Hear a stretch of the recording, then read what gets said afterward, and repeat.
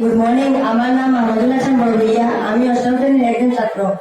আজকে আমি ছাত্র জীবনের দায়িত্ব ও কর্তব্য সম্বন্ধে সংক্ষিপ্তভাবে কিছু বর্ণনা করব।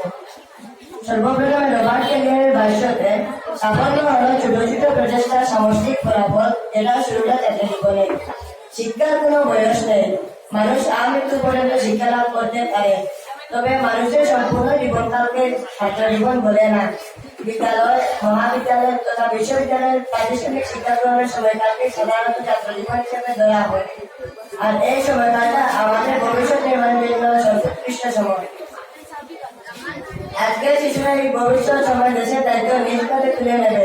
তাই ছাত্র জীবন খুবই গুরুত্বপূর্ণ, কারণ এই সময়কালের উপর নির্ভর করে আমাদের ভবিষ্যৎ সময়ের সফলতা বা ব্যর্থতা, পাশাপাশি নির্ভর করে আমাদের গতি ও প্রকৃতি। ছাত্র জীবনকে মূলত কর্মজীবনে প্রবেশের প্রস্তুতি পর্ব হিসাবে ধরা হয়।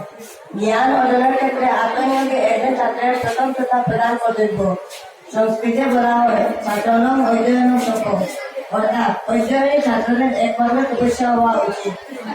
তবে অধ্যয়নের পাশাপাশি প্রতিটি ছাত্রকে মানব চরিত্রে নানাবিধ সহগুণাবলীকে অর্জন করে নিতে হবে, যেমন মাতা পিতা, শিক্ষক শিক্ষিকা তথা গুরুজনদের প্রতি সততা, শ্রদ্ধা ও ভক্তি ইত্যাদি করতে হবে। সময় সদ্ব্যবহার করা ইত্যাদি।